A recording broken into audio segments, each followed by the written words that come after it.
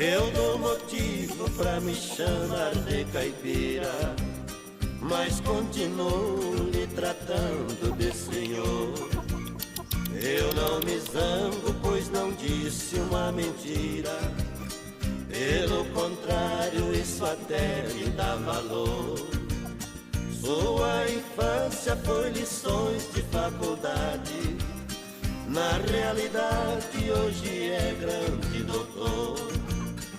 Não tive estudos, minha escola foi trabalho, desbravando meu sertão no